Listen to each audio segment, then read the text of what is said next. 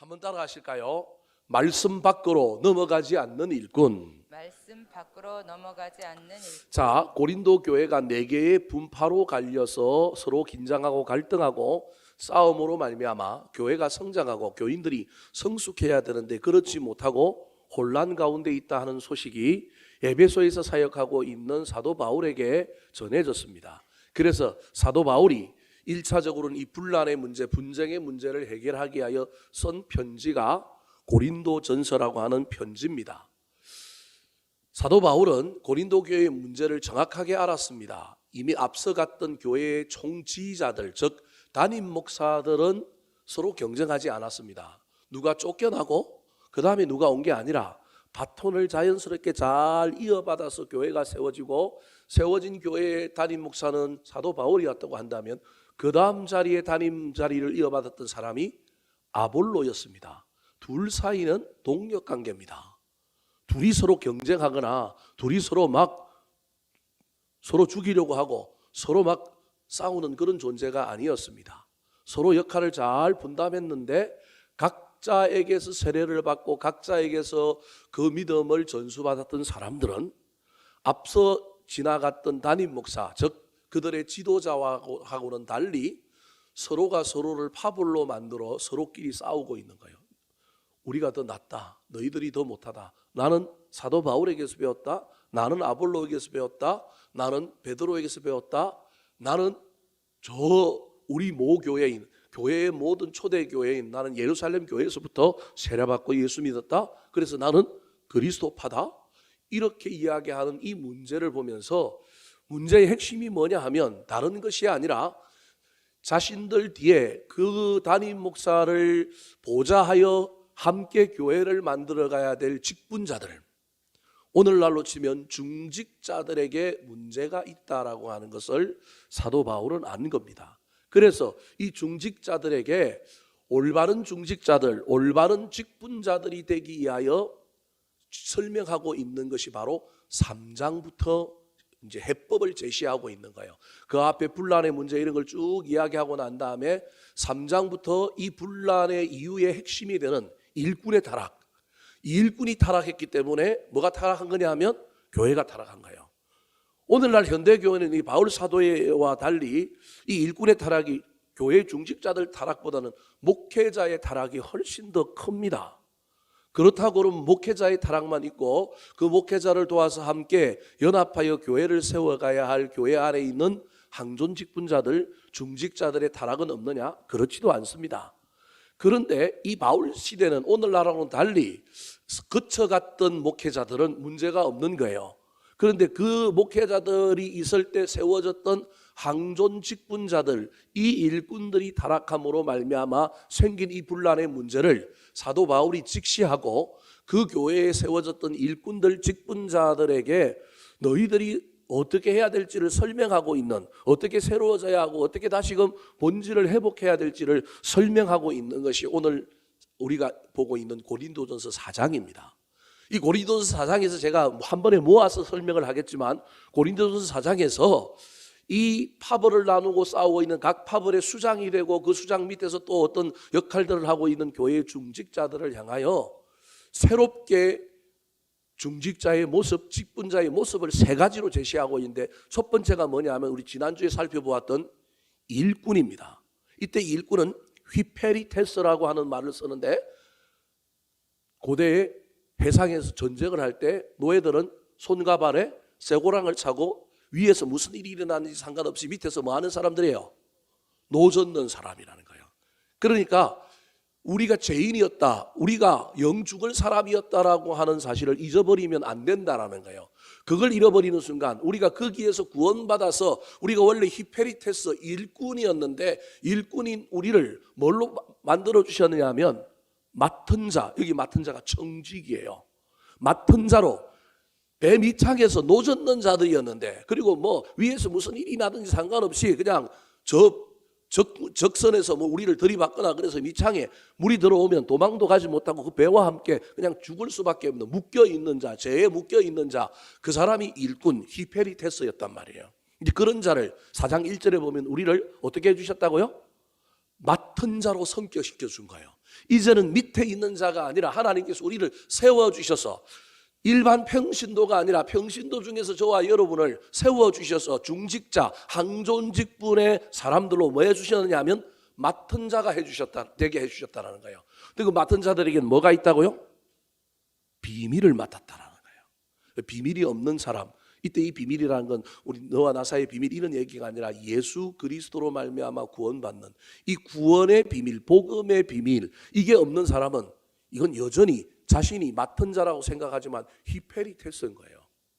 일꾼에서 맡은 자로 만들어 주셨는데 이 맡은 자에게 있어야 할 것이 뭐라고요? 충성이라는 거예요.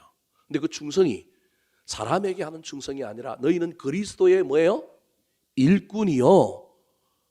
맡은 자로, 비밀을 맡은 자로 사람들이 여길지어다. 그래서 우리가 일꾼에서 맡은 자가 되었다고 한다면 우리는 그 다음에는 뭐 해야 되느냐 하면 그리스도에게 충성하는 사람이라는 거예요. 각가의 계파에 충성하는 사람이 아니고, 그래서 일꾼이라고 하는 이미지를 통하여 이 고린도 교회 중직자들이, 오늘로 치면 항존직분자들이 어떻게 새로워져야 할지, 이 일꾼의 정체성을 다시 붙들라고 그림 하나를 보여준 게 4장 1절부터 4절, 5절까지의 내용이에요. 6절부터 13절은 이제 오늘 이따가 조금 설명하겠지만 어떤 이미지를 이야기하고 있느냐 하면 고난받는 사형수의 이미지를 이야기하고 있는 거예요. 즉 사형수라고 하는 이미지는 조금 이따가 숨겨 있어서 여러분이 잘 모를 텐데, 이 두 번째 고린도 교회의 분란을 일으키고 있는 이 사람들이 새로워지기 위해서는 고난을 받는 자, 고난을 감수하는 자여야 한다라고 하는 이 이미지를 기억하라는 거예요. 그게 오늘 사실은 이제 본문 말씀의 내용이에요. 세 번째가 이제 다음 주에 살펴볼 선생이 아니라, 서성이 아니라 뭐여야 한다라는 거예요. 아버지라고 하는 그림을 딱 보여주는 거예요. 그러니까 지금 이 고린도교의 분쟁을 해결하기 위하여 사도 바울이 그림 세 가지를 딱 보여주는데, 첫 번째 그림이 뭐냐 하면 노예였다가 이제는 하나님의 은혜로 말미암아 잘 차려 입고 열심히 일하는 맡은 자인 거예요. 맡은 자. 근데 이 맡은 자는 주인에게 충성하는 자여야 한다는 거예요. 두 번째 그림이 있는데 고난받는, 끌려가고 있는 무슨 사람이냐면 사형수 이미지를 이야기하는 거예요. 이때는 사형수를 강조하는 것보다 뭐에 대한 강조하고 있느냐 하면 고난에 대한 강조를 하고 있는데, 지금 고린도 교회에 있는 그 네 개파의 직분자들은 고난은 없고 뭐만 있느냐 하면 자기 공로를 주장하고 서로를 비난하고 판단하는 일만 하고 있는 거예요. 고난이 사라져버린 일꾼들, 고난이 사라져버린 일꾼들에 대한 고발을 하고 있으면서 너희들이 다시금 고난을 자초하고 그 고난으로 인하여 너희들이 히페리테스 일꾼에서 맡은 자가 되었던 것처럼 너희들로 말미암아 구원받는 사람들을 많이 만들어라. 너희들이 고난당하는 것이 다른 사람에게는 유익이고 그게 그리스도의 길이라는 것을 오늘 본문에서 이야기하고 있는 거예요. 세 번째가 그 일함에 있어서 서성처럼 일하지 말고 누구처럼 일하라는 거예요. 아버지처럼, 그래서 아비처럼 일하라. 그게 바로 이제 14절부터 나오는 세상에 수많은 서성은 있는데 누구는 없다고요? 아비는 있다. 일만 서성은 있지만 아버지는 없다. 너희들이 서성 노릇은 잘한다. 그런데 서성이 되지 말고 아버지가 되는데 너희들은 아버지는 아니다. 그 말은 뭐냐면 뭔가를 머리로는 이성으로는 알아가지고 가르치기는 잘하는데 아버지는 아들을 키워야 되잖아요. 아버지는 아들을 낳아야 되잖아요. 복음으로 구원받는 일은 없는 교회, 그 교회 안에 복음으로 사람이 나아져야 하고 사람을 키워야 되는데 그런 일도 없을 뿐만 아니라 그런 일에 관심이 없다라는 거예요. 그래서 그걸 가지고 너희들은 너희들은 서성이지 뭐는 아니라고요? 아버지는 아니다. 이제부터는 뭐가 되라는 거예요? 아버지가 되라는 거예요. 자, 제가 이제 4장을 여러분에게 총 설명을 다 했습니다. 오늘 본문에서는 두 번째로 이 고린도 교회 4개 파벌의 수장들 또 그 휘하에 있는 사람들을 향하여 지적하면서 사도 바울이 뭐라고 다 그들을 한마디로 규정 짓고 있느냐 하면 6절에 보면 너희들은 어떤 사람이냐 하면 바로 말씀 밖으로 뭐한 사람이라고요? 넘어간 사람이다. 이렇게 얘기하는 거예요. 말씀 밖으로 넘어간 사람이 누구냐 하면 너희들이라는 거예요. 너희들이 은혜를 받고 말씀을 받았고 그 말씀 때문에 이 안에 감동이 있고 이 안에 하나님 주신 놀라운 은혜가 있었고 그 은혜를 가지고 교회의 일꾼이 되었고 교회를 섬기고 하나님의 복음을 전하는 일을 하는데 그럼 이걸 매개 변정의 법칙 그렇게 이야기하는데 내가 무엇을 들어서 사용하는 순간에 무엇을 이하여 이 일을 하는데 무엇이라고 하는 그건 사라져버리고 매개 즉 처음 바라보았던 어떤 것은 사라져버리고 이게 변정이 일어나서 나는 뭐만 바라보고 있느냐 하면 이 수단만 바라보고 있는 거예요. 수단에 충성하는 거예요. 수단 외에는 다른 것이 보이지 않는 거예요. 마찬가지로 은혜를 받아서 구원받아서 말씀에 놀라운 이 핵심 가운데 살아갔던 이 사람들이 하나님의 말씀을 위하여 복음을 위하여 교회를 위하여 세운 집을 받았는데 어느 순간에 보니까 그들 안에 뭐가 없는 거예요? 말씀이 없는 거예요. 은혜가 없는 거예요. 머리로는 말씀을 알지만 가슴에는 자신들의 영혼 안에는 뭐가 없느냐? 말씀이 없는 거예요. 그래서 사도 바울은 이 고린도 교회 교인들을 향하여 특별히 이 네개 파벌의 지도자들을 향하여 뭐라고 신랄하게 지적하고 있느냐 하면 너희들은 말씀 밖으로 넘어간 일꾼이다. 그렇게 얘기하는 거예요. 다르게 얘기하면 말씀의 은혜는 없고 말씀을 어떻게 전할 거냐, 사람을 어떻게 구원할 거냐 이런 것에는 관심이 없고 경쟁하고 교만하고 대적하고 일하다 보니까 공로의식이 나타나서 겸손은 없고 교만만 있는 말씀이 주인이 아니라 어느 순간에 자신이 주인이 되었고 직분을 받아서 일하라고 주셨는데 일은 안 하고 직분에 매여 있고 이런 이상한 일이 일어나 있는 사람. 그래서 그들을 향하여 분명히 너희들이 말씀을 받았는데 은혜를 받았는데 말씀과 은혜는 사라져버리고 없고 너희들은 말씀 바깥으로 넘어간 사람이다라는 거예요. 여러분 이 이야기가 우리는 이해가 안 되지만 이 이야기는 헬라 문화권, 그리스 문화권에 사는 사람들은 이게 무슨 말인지 이해가 되는 거예요. 여러분 헬라어로 하마르티아라고 하는 단어가 있는데 이게 뭐냐 하면 관역을 벗어나다라고 하는 말입니다. 이게 무슨 말이냐면 죄입니다. 죄. 관역을 벗어나다. 관역, 말씀이라고 하는 관역이 있는데 그 관역 안에 들어가 있어야 되는 사람들이 그 관역 바깥으로 뭐 해버린 거예요? 벗어난 거예요. 분명히 교회 안에 있고 예수를 믿는다고 있고 하나님의 일을 한다고 하는데 하나님 눈으로 보기에는 그 사람들은 뭐한 사람이냐면 벗어난 사람이에요. 다르게 하면 뭐 짓고 있는 사람이라고요?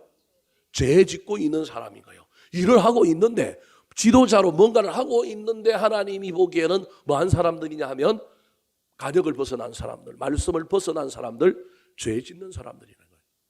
우리는 이걸 이해하지 못하지만 이 말씀을 받는 이 고린도 교회 지도자들은 가슴이 뜨끔한 거예요. 우리 보고 말씀 밖으로 넘어간 사람이라고? 다르게 얘기하면 우리가 지금 하고 있는 일이 뭐 짓는 일이라고요? 죄 짓는 일이라는 거예요. 사랑하는 성도 여러분, 죄의 문제를 해결하고 구원을 얻은 우리가 구원을 얻어서 뭔가를 하고 있고 아름다운 일을 하고 있다고 생각하는 그 놀라운 이치에 갔는데 시간이 지나고 보니까 나도 모르는 사이에 내가 분명히 죄에서 구원받았는데 내가 뭘 짓고 있다고요? 죄를 짓고 있다고 한다면 이것처럼 어리석고 안타까운 일이 어디 있겠습니까? 저와 여러분이 변치 말고 초심을 끝까지 가졌으면 좋겠습니다. 말씀 밖으로 넘어간 일꾼이 아니라 관역을 벗어난 사람들이 아니라 죄를 짓는 사람들이 아니라 은혜를 전하고 다른 사람을 구원하는 말씀 안에 있는 일꾼들이 되었으면 좋겠습니다. 자, 그렇다면 말씀 밖으로 넘어가지 않는 자가 되고 여전히 말씀 안에 있는 사람, 죄를 짓는 것이 아니라 사람을 구원하고 하나님을 기쁘시게 하고 나를 성장시키고 성숙시키는 일꾼이 되려면 어떻게 해야 될까요? 자, 오늘 본문에 세 가지를 사도 바울이 이야기하고 있습니다. 첫 번째입니다. 따라 하시겠습니다. 서성과 정면 교사에게서 배우는 사람. 스승과 정면 교사에게서 배우는 사람. 배우려고 하는 사람은 겸손한 사람입니다. 지식을 이야기하는 것이 아니라 사람을 얘기하고 있는 겁니다. 누군가에서 배우려고 하는 사람, 그래서 그 사람에게 머리를 조아리고 그 사람을 존중하고 그 사람에게 뭔가 마음을 열고 있는 이 사람은 겸손한 사람입니다. 의외로 예수 믿는 사람들 가운데 목사인 제가 목사들을 볼 때도 한계를 느끼는 가운데 이거예요. 우리가 서로에게 각각의 장단점이 있어서 잘하는 것이 있고 못하는 것이 있어서 누군가를 보면 그 사람에게 잘하는 걸 배울 수 있는데 어떤 목사들은 자기가 하나님이야. 더 이상 배우려고 하지 않아요. 그때마다 저는 오늘 이 본문 말씀이 사실은 생각나서 한마디 해줄까 하다가 그러면 시험 들까 봐 때로는 야, 고린도전서 4장 좀 잘 읽어봐라. 그러고 말 때가 많습니다. 여러분 잘 기억하시기 바랍니다. 제가 지식에 대한 이야기를 하는 것이 아니라 우리가 독고다이로 나 잘났다는 생각 때문에, 나 신앙생활 잘한다는 생각 때문에 남한테 머리를 조아리고 겸손하게 누군가에게 배울 것이 있다라고 생각하고 그 사람의 이야기를 경청하고 그 사람을 가까이 하고 비록 수많은 단점이 있다 할지라도 그 속에도 장점이 있다, 그 속에도 하나님 주신 놀라운 은사가 있다라고 하는 것을 인정하고 그에게서 배우려고 하지 않는 사람, 여러분 그 사람 교만한 사람이요, 이미 말씀 밖으로 넘어간 사람입니다. 그 순간 죄를 지을 수 있습니다. 배우려고 하는 사람이 겸손한 사람입니다. 그러므로 저와 여러분의 삶에 서성이 있는 사람, 언론할 상대가 있는 사람, 본받을 사람이 있는 사람, 괜찮은 사람입니다. 잘 기억하시기 바랍니다. 내가 누군가에게 찾아가서 의논하고 물어보고 벌써 이 사실 자체가 그 사람이 마음이 그래도 겸손이 사라지지 않는 사람이라는 거예요. 교만이 지배하고 있는 사람이 아니라는 거예요. 그렇지 않은 사람은 절대 누군가에게 찾아가지 않습니다. 왜 찾아가요? 내 안에서 내가 다 해결할 수 있는데. 여러분 이게 교만이라니까요. 이게 내 안에서 이미 말씀은 떠나버리고 나는 말씀 밖으로 나가 있는 상태라는 것을 기억하시기 바랍니다. 그래서 저와 여러분이 살펴봐야 합니다. 나에게 서성이 있는가? 내가 힘들고 어려울 때 쫓아가서 내 마음을 털어놓고 기도를 부탁하고 누군가가 언론할 상대가 있는가? 내가 신앙생활하는 가운데 내가 정면 교사로 세우고 누군가의 본을 받아서 내 신앙생활은 저 사람처럼 살아야지 하는 사람은 있는가? 잘 기억하시기 바랍니다. 그래서 교회 왔더니 교회 안에 내가 본받을 사람이 없네. 죄송하지만 그 사람이 겸손한 사람인 것 같고 그 사람이 대단한 사람인 것 같지만 알고 보면 뭘 껍질을 하나 열고 보면 그 사람 교만한 사람일 가능성이 많습니다. 자기도 모르는 사이에 교회 안에 배울 사람이 없네. 왜 배울 사람이 없어요? 전체적으로 보지 말고 부분적으로 보셔야 한다니까요. 어느 누구에게도 뭐 할 점이 있다고요?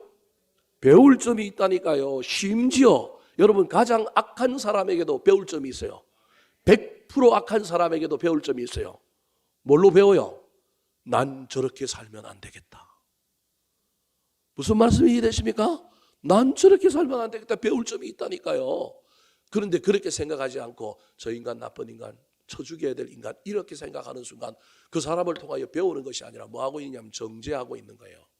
저와 여러분 한 끗 차이입니다. 우리가 삐끗 잘못하면 우리가 욕하는 그 사람처럼 될 수 있다니까요. 그래서 좀 악랄하고 좀 더티하고 좀 정말로 우리가 감당하기 힘든 사람이 내 눈앞에 있을지라도 어쩌면 내가 까딱 잘못하면 저 사람처럼 될 수 있겠구나. 그렇게 생각하여 나는 절대 저 사람 되지 않으리라. 나는 저렇게 되지 않으려고 나는 노력해야 한다. 저 사람이 저렇게 된 건 자기 자의로 된 것이 아니라 자신도 모르는 사이에 악한 마귀에게 때로는 상황과 환경 속에 가면 저도 저렇게 될 수가 있구나. 나도 장담할 수 없다. 그 마음을 가지고 저와 여러분이 늘 살펴야 하는 거예요. 오늘 본문에서 사도 바울이 고린도 교회 교인들을 향하여 충성된 일꾼이 되라고 1차적으로 딱 이야기하고 난 다음에 너희들이 말씀 밖으로 넘어가지 않는 일꾼이 되려면 뭐가 있어야 되느냐면 여러분 서성이 있어야 된다. 본이 있어야 된다는 거예요. 누군가에게 뭐 해야 되냐면 배워야 하는 존재라는 거예요. 자, 6절 말씀 같이 한번 읽어볼까요? 시작. 형제들아 내가 너희를 위하여 이 일에 나와 아볼로를 들어서 분을 보였으니 이는 너희로 하여금 기록된 말씀 밖으로 넘어가지 말라 한 것을 우리에게서 배워 서로 대적하여 교만한 마음을 가지지 말게 하려 함이라. 다르게 얘기하면 지금 너희들이 서로 뭐하고 있느냐면 대적하고 있다라는 거예요. 교만한 마음을 가지고 있다라는 거예요. 그래서 뭐 하지 않으려고 하냐면 배우지 않는 거예요. 그런데 봐라, 우리가 이미 뭐를 보였는데 누가 본을 보였냐? 나와 아볼로는 너희들에게 뭘 보였다고요? 본을 보였다라는 거예요. 여러분 바울과 아볼로는 그들이 섬기는 윗 리더십의 대표들이에요. 근데 윗 리더십의 대표들은 서로 대적했어요? 아니면 서로 존중했어요?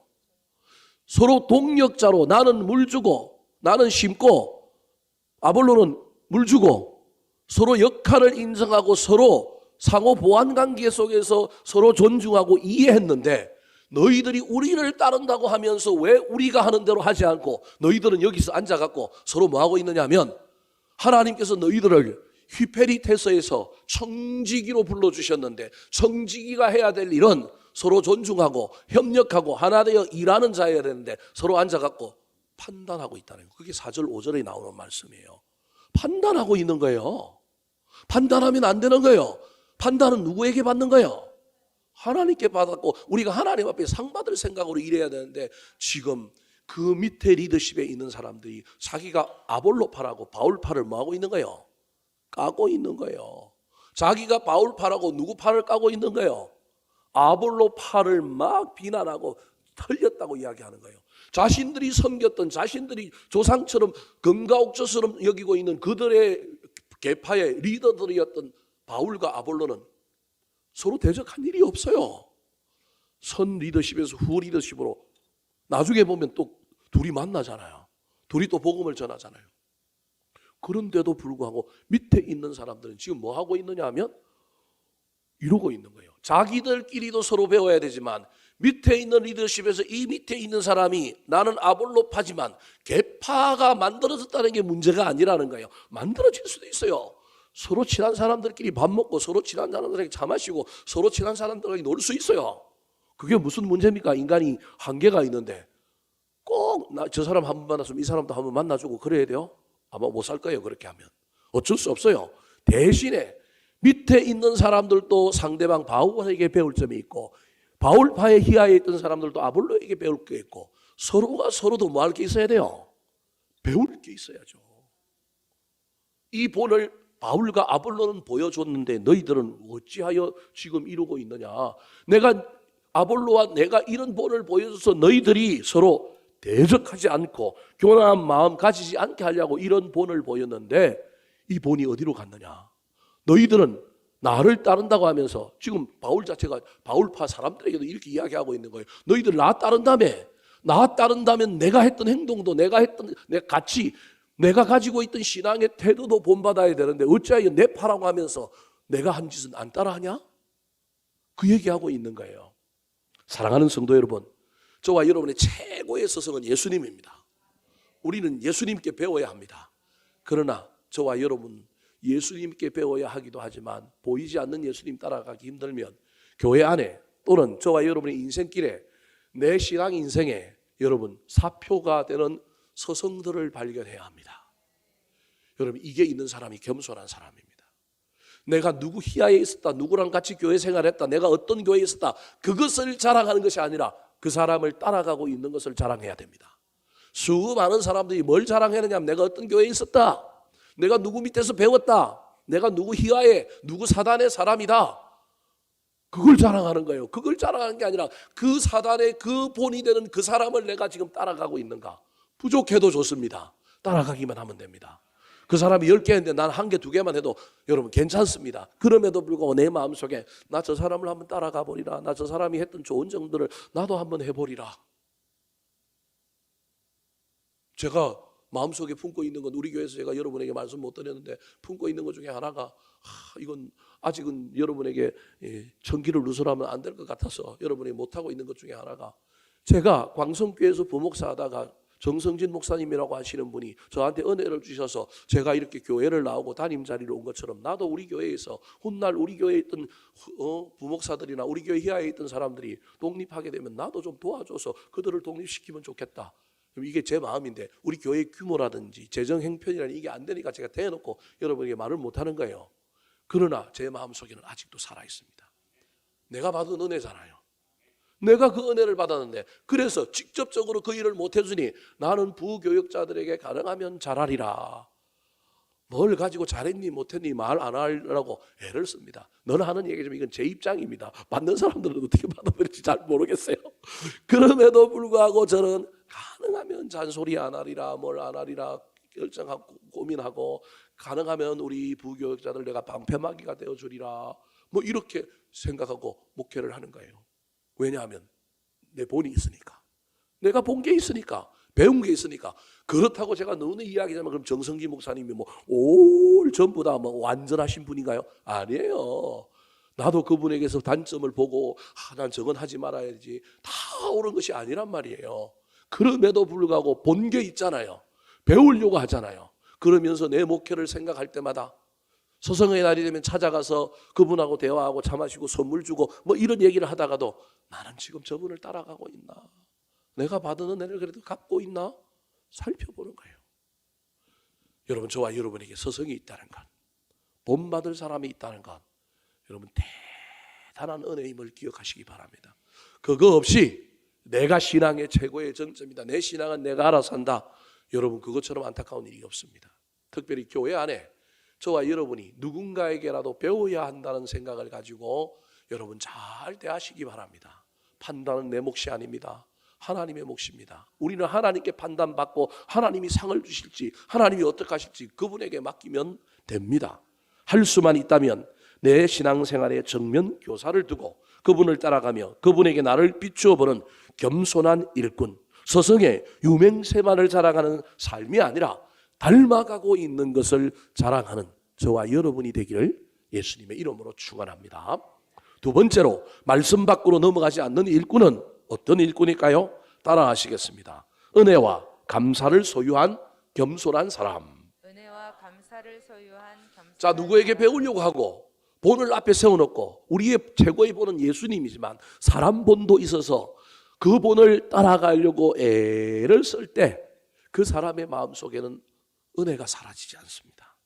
말씀이 내 안에 있는 사람은 내 안에 은혜가 있어서 은혜를 아는 사람이 되기 때문에 그 은혜는 나를 뭐하게 만드느냐 하면 겸손하게 만듭니다. 그래서 말씀 밖으로 넘어간 사람의 특징이 뭐냐 하면 여러 가지 특징이 나오겠지만 은혜가 사라져버린 사람이에요. 교만한 사람이에요. 대적하는 거예요. 판단하는 거예요. 내가 옳기 때문에. 그래서 지금 사도 바울이 이야기를 하고 있는 겁니다.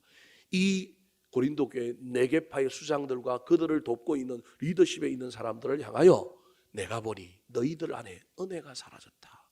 감사함이 없다. 그것을 지적하는 거예요. 그러므로 너희들은 말씀 바깥으로 나간 사람이다. 말씀 바깥으로 나간 것이 알고 보면 너희들이 어쩌면 죄를 짓고 있을 수도 있다. 7절 말씀 같이 한번 읽어볼까요? 7절입니다. 시작. 누가 너를 남달리 구별하였느냐? 내게 있는 것 중에 받지 아니한 것이 무엇이냐? 내가 받았은즉 어찌하여 받지 아니한 것 같이 자랑하느냐? 세 가지 질문을 하고 있습니다. 첫 번째 질문이 뭐냐 하면 누가 너를 구별했느냐? 이 말은 누가 너를 은혜 가운데서 죄에서 너희들을 구원하여 세워주셨느냐? 부르신 분이 누구냐는 거예요. 하나님이죠. 더 나아가서 뭐라고 얘기하냐면 네게 있는 것 중에 받지 아니한 것이 무엇이냐? 받은 것이 있는 존재라는 거예요. 감사함이 있는 존재라는 거예요. 나를 구별하여 세운 것도 은혜요. 하나님께서 나에게 주신 것, 내가 갖고 있는 것, 빈몸으로 왔는데 내가 빈몸으로 돌아갈 건데 그 중간에 내가 받은 모든 것이 나는 내 능력으로 돈을 벌고 내 지식으로 내 힘으로 내가 어느 자리에 올라갔다고 생각하지만 그걸 누가 주셨다고요? 하나님이 주셨다는 거예요. 받지 않은 것이 없다라는 거예요. 그런데 세 번째 질문이 어찌하여 뭐 하느냐? 자랑하느냐? 저 자랑이라는 단어를 바꾸면 어찌하여 비난하느냐? 어찌하여 판단하느냐? 어찌하여 대적하느냐? 어찌하여 다른 사람들을 불평하느냐? 세 가지 질문을 딱 하고 있는 거예요. 저 질문의 내용이 뭐냐 하면 너희들 안에 은혜 있니? 받은 은혜 때문에 감사하고 있니? 그 감사 때문에 너희들의 삶이 겸손으로 다른 사람에게 비춰지고 있니? 반대로 이야기하면 나 잘난 맛에 내가 모든 것을 이루었다고 하는 생각 때문에 내가 지금 하고 있는 짓은 뭐 하고 있느냐 하면 판단하고 정죄하고 비난하고 그 짓을 하고 있다는 겁니다. 하나님께서 그들을 향하여 뭐라고 얘기할까요? 너희들 안에 은혜가 사라지면 안 되고 감사가 넘쳐 흘러야 하는데 너희들은 지금 교만함으로 말미암아 그 두 가지를 잃었다고 이야기하면서 또 다른 근면을 합니다. 자, 8절 말씀 같이 한번 읽어볼까요? 8절 시작. 너희가 이미 배부르며 이미 풍성하며 우리 없이도 왕이 되었도다. 우리가 너희와 함께 왕 노릇하기 위하여 참으로 너희가 왕이 되기를 원하노라. 왕 노릇하고 있는 이 고린도 교회의 수장들을 향하여 너희들이 지금 왕 노릇하고 있다는 거예요. 왕노릇하면 안 되고 종노릇해야 되는데 종노릇하고 세워줬는데 무슨 노릇하고 있다고요? 왕노릇하고 있다라는 거예요. 너희가 이미 뭐가 불렀어요? 배가 불렀어요. 하나님의 말씀의 은혜에 대하여 갈급함이 있어야 되는데 배불렀어요. 배부른 사람은 안 먹는 거예요. 배부른 사람은 쳐다보지 않는 거예요. 우리가 없이도 너희들이 뭐가 되었다고요? 왕이 되었다. 이게 교만해졌다라는 거예요. 은혜는 사라졌고 여러분 감사는 어디로 갔는지 없고 교만한 상태가 되었다라는 거예요. 그게 왕이 되었다. 왕노릇하고 있다. 그러면서 사도 바울이 이 네 개 교회, 네 개 계파의 수장들을 향하여 이렇게 이야기합니다. 우리가 너희와 함께 뭐 하기를 원한다고요? 왕노릇하기를 원한다는 거예요. 이 왕노릇은 앞에 말한 것과 다른 왕노릇인 거예요. 참으로 너희가 뭐가 되기를 원하노라? 왕이 되기를 원하노라. 그래서 지금 현재 왕노릇하고 있는 고린도 교회의 그 왕노름이 다른 왕노름이니까 새로운 왕노름을 하자는 거예요. 그게 뭐냐면 겸손의 왕이 되라는 거예요. 예수 그리스도가 이 땅에 겸손의 왕으로 온 것처럼 너희들도 종노릇하는 겸손의 왕이 되어라. 참으로 우리랑 너희랑 이제 같이 우리처럼 너희들도 겸손을 소유하여 교만은 버리고 은혜와 감사를 다시금 붙들므로 말미암아 이제 너희들이 자랑질하고 판단하고 비판하는 자리에서 내려와서 밑에 있는 교인들을 섬기는 종노릇하자. 그때 종인 것 같지만 하나님은 너희들을 종이라고 말하지 않고 뭐라고 얘기하느냐 하면 겸손의 왕이다 그렇게 얘기한다라는 거예요. 여러분 세상에서 왕노릇 하시겠습니까? 하나님은 우리 보고 왕이라고 얘기하지 않을 것입니다. 그런데 겸손으로 섬기면 하나님은 우리를 향하여 겸손의 왕이다. 너희들이 진짜 왕이다. 그렇게 말할 것입니다. 말씀 밖으로 나가는 사람들은 은혜가 있습니다. 말씀 밖으로 나가지 않은 사람들은 은혜가 있습니다. 감사가 넘칩니다. 받은 것에 대하여 주신 것에 대하여 현재의 위치에 대하여 감사함이 있습니다. 더 나아가 그 은혜와 감사함이 나를 왕노릇하게 만드는 것이 아니라 겸손의 왕이 되게 한다는 사실을 잘 기억하여 저와 여러분이 우리 교회 수많은 일꾼들이 겸손으로 왕노릇하는 사람들이 되기를 우리 구주 예수 그리스도의 이름으로 축원합니다. 마지막으로 말씀 밖으로 나가지 않는 일꾼들은 어떤 일꾼일까요? 따라 하시겠습니다. 그리스도 때문에 고난을 받는 사람. 그리스도 때문에 고난을 받는 사람. 사실은 궁극적으로 사도 바울이 두 번째 오늘 본문에서 이야기하고 싶은 건 이겁니다. 교만하고 겸손은 사라지고 은혜는 사라져버린 사람은 절대 그리스도의 일꾼으로 이 일꾼이 반드시 직면해야 되고 일꾼이 반드시 넘어가야 될 문제가 뭐냐 하면 고난의 문제인데 이 일꾼은요 일하면 고난이 있잖아요. 고난 없는 일꾼이 어디 있어요? 그런데 세워진 일꾼들은 고난을 자초하기보다는 고난을 감당해야 된다고 하기보다는 뻐기고 싶은 거예요. 내가 일해서 요만큼까지 왔으니 누군가 나를 인정해주고 나 좀 대접받았으면 좋겠다는 거예요. 이게 여러분 왕노릇하는 거거든요. 근데 그게 아니라 겸손으로 왕노릇하는 사람은 반드시 일꾼이 거쳐가야 될 일 가운데 가장 중요한 일이 뭐냐면 고난의 문제라는 거예요.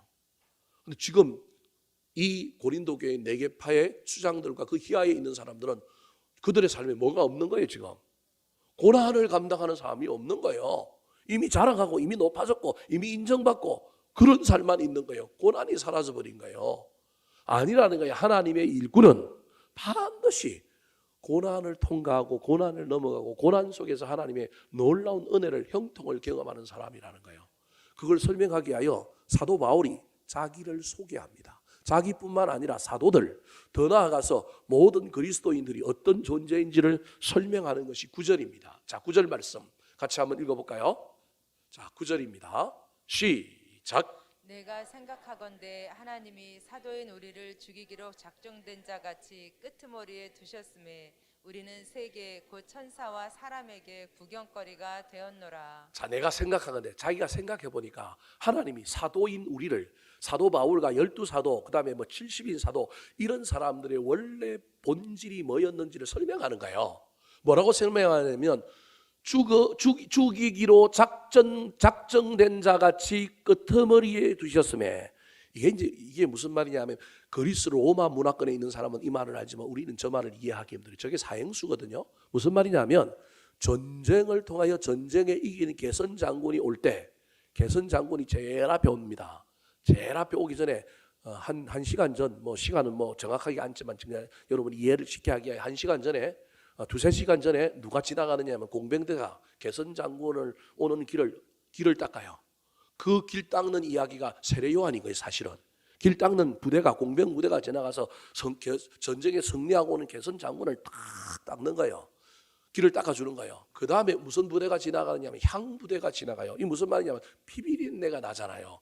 전쟁하고 온 사람들은 피비린내가 있고 그런 냄새가 나니까 그러지 않고 전쟁하는 사람들이 몰렸는데 피비린내가 나면 승리했는데 피비린내 때문에 기분이 좀 언짢을 수 있잖아요. 그래서 피비린내를 못 맡도록 무슨 부대가 먼저 지나가느냐 하면 향 부대가 지나가는 거예요.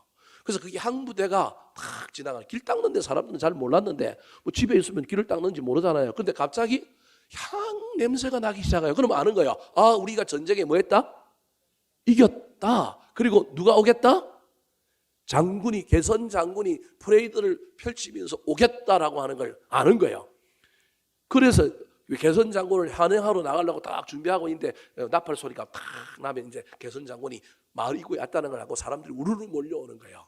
그 개선 장군의 행렬이 탁 지나가는 거예요. 멋지게 백마를 타고 지나가고 뒤에 뭐 또 높은 계급의 군인들은 말을 타고 들어가고 뒤에 보병들도 오는데 제일 끄트머리에 누가 온 거예요?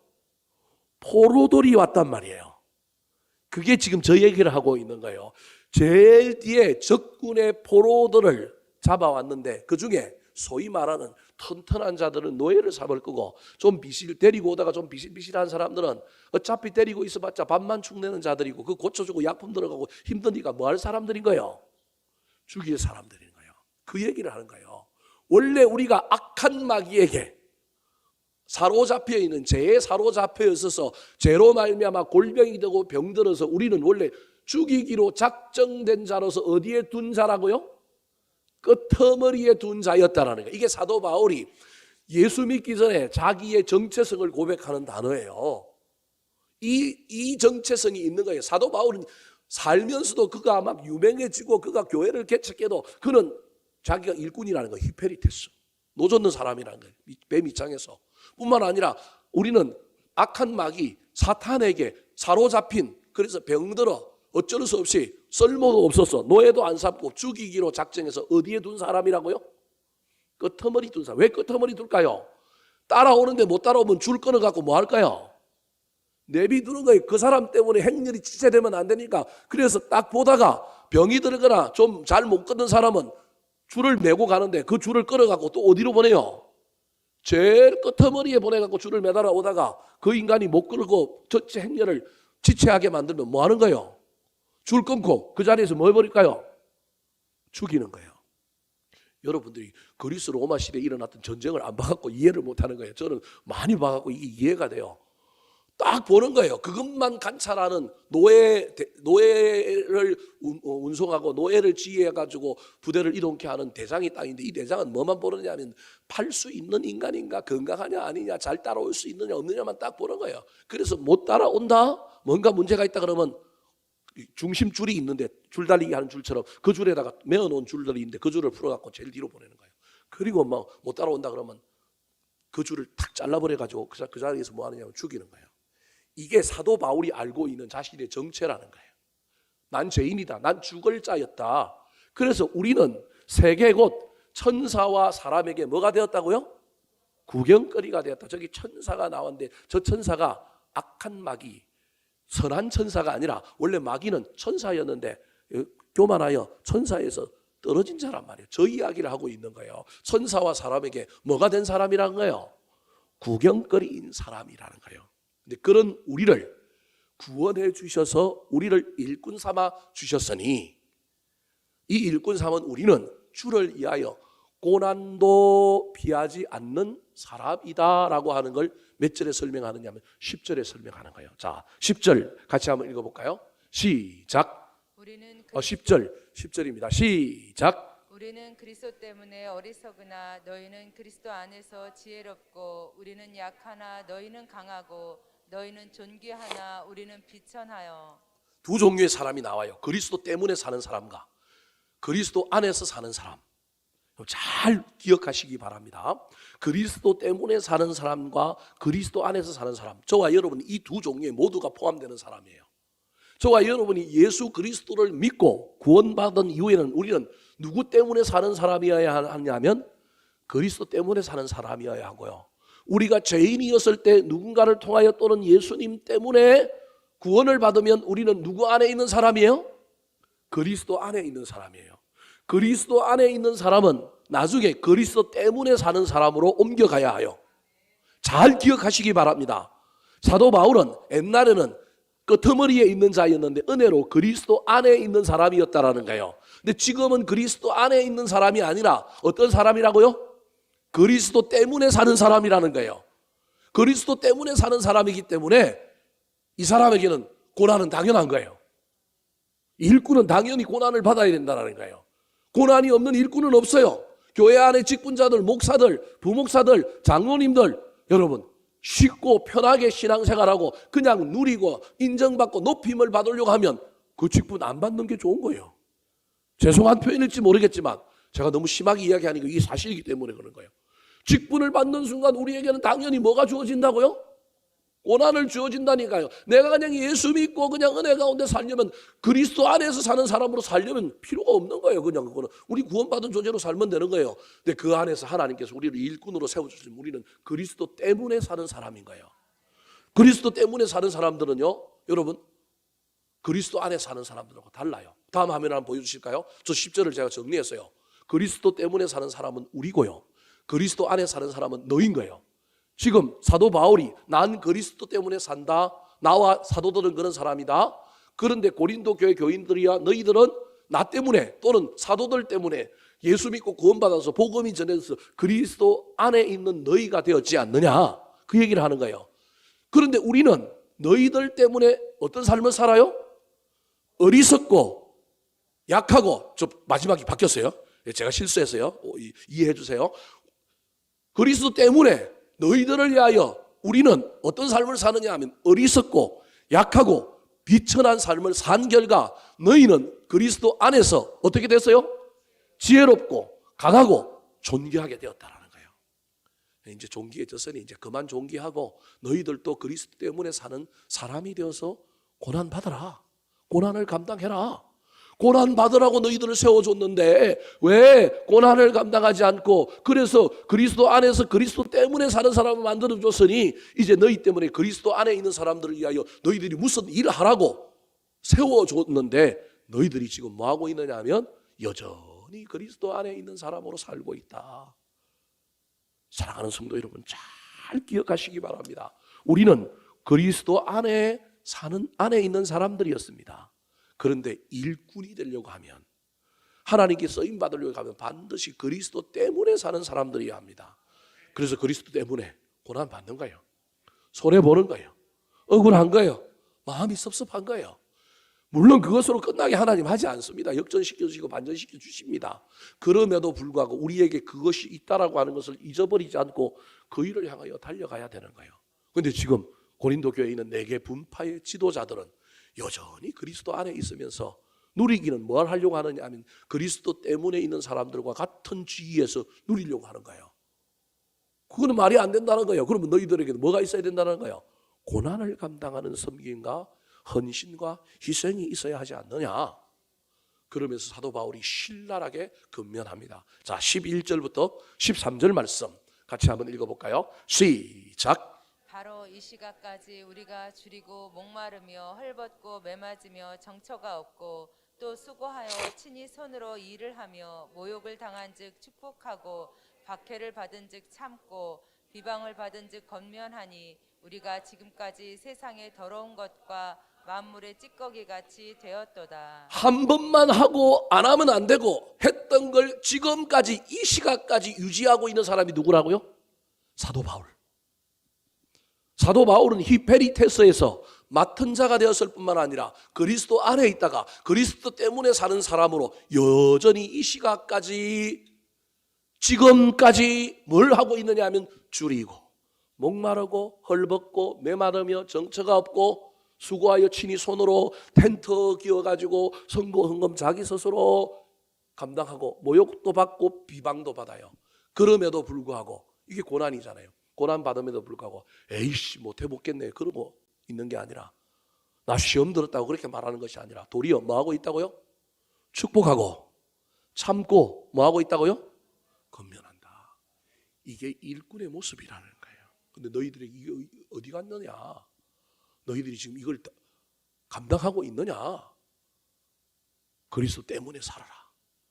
그래서 아까 제가 두 번째 그림이 사형수라고 하는 의미의 그림이 있다라고 한 이유가 여기에 있는 거예요. 다른 사람들은 잘 이거 발견하지 못할 거예요. 세 가지 그림인 거예요. 하나는 지하에서 배미창에서 노젓는 사람이었는데 이 사람이 나중에 지상에 올라와서 맡은 자가 된 거예요. 뿐만 아니라 끌려가던 사람인데 이 끌려가던 사람을 구원해 주셔서 그리스도 안에 있는 사람으로 만들어 주셨는데 이 사람이 이제 변하여 누구 때문에 사는 사람이라고요? 그리스도 때문에 사는 사람. 이 사람이 일꾼이라는 거예요. 너희들이 그런 일꾼이냐? 정신 차려라. 서로 비난하고 대적하고 싸우고 긴장하고 갈등할 것이 아니라 그리스도의 일꾼이 되어라. 너희들의 본질을 회복하라. 그렇게 말하고 있는 것입니다. 사랑하는 성도 여러분, 섬기기보다는 영광만 받으려고 하고 내 공로를 주장하고 자랑하려고 하는 일꾼 되지 마시고 반드시 내가 그리스도의 때문에 일하는 이 일꾼이라고 한다면 나에게 헌신이 있어야 하고 무너짐이 있고 섭섭함도 있고 고난도 있어야 한다는 걸 기억하시기 바랍니다. 그거 없으려면 그냥 그리스도 때문에 사는 사람, 직분자가 아니라 그리스도 안에 있는 구원받은 자로 있으면 되는 거예요. 그런데 우리가 하나님 앞에 쓰임 받으려고 하면 당연히 하나님은 우리를 통하여 영혼을 구원해야 되기 때문에 우리를 통하여 놀라운 하나님의 사역을 전진시켜야 되기 때문에 우리는 반드시 이 길을 걸어가야 한다. 고난이 없는 일꾼은 없다. 고난 없는 일꾼은 없어요. 일꾼이 땀을 안 흘리고 일꾼이 막 힘 안 들고 어떻게 일할 수 있어요? 반드시 그것이 있어요. 근데 그 일을 못 알아주기도 하고 때로는 잘못됐다 그러기도 하고 얼마나 섭섭하겠어요. 그래도 못 해보겠는데 때려치우지 않고 여전히 그 길을 갈 때 하나님께서 잘했다 칭찬해 주실 뿐만 아니라 더 많은 것으로 갚아주시는 놀라운 이야기가 일어나게 될 것입니다. 저와 여러분이 그 모든 일꾼들이 되시기를 우리 구주 예수 그리스도의 이름으로 축원합니다. 한번 따라 하실까요? 말씀 밖으로 넘어가지 않는 일꾼. 말씀 밖으로 넘어가지 않는 일꾼. 스승과 정면 교사에게서 배우는 사람. 스승과 정면 교사에게서 배우는 사람. 은혜와 감사를 소유한 겸손한 사람. 은혜와 감사를 소유한 겸손한 사람. 그리스도 때문에 고난을 받는 사람. 그리스도 때문에 고난을 받는